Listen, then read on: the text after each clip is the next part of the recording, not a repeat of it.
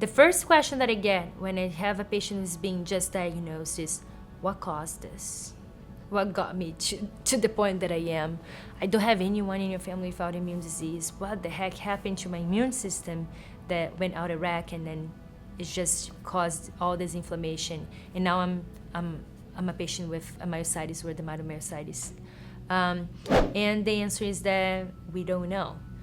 In rheumatic diseases, autoimmune diseases in general, we use a paradigm that this is when a patient gets an autoimmune disease, it's probably a combination of different mutations, different genetic issues that in combination may make you prone to develop a specific condition.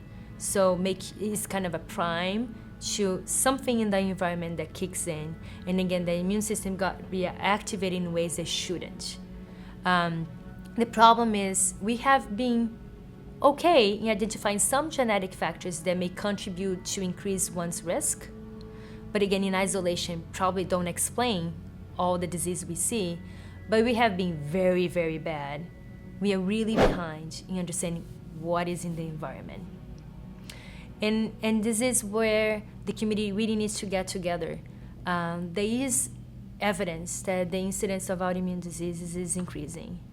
We go to patient conferences and patients raise that concern that diseases, myositis that had been diagnosed later in life, maybe a few generations ago, now we are seeing more young people with myositis, dermatomyositis, and other autoimmune diagnoses. One is to believe that genes have not really mutated that much in the last few decades. That is something in the environment that is triggering the development of autoimmune diseases, autoimmune inflammatory myopathies including. It is really important for us and for future generations to understand what is happening and how are we as human beings changing the environment around us. Is it because we're polluting our waters? Is it because we're polluting our air?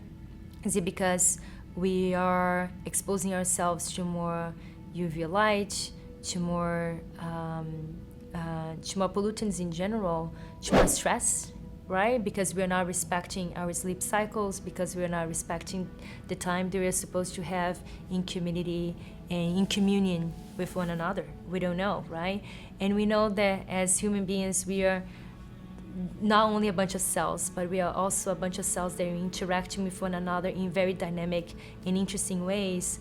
And unless we start approaching our diseases from this holistic standpoint, we won't be able to understand for sure what is triggering autoimmune diseases in general, and in the end of the day, how to prevent it. So unless we identify what is causing it, it's going to be very hard for us to change the way we are going to be seeing this disease in the future. We may be very good at treating it, but we won't be able to prevent it unless we know what is happening.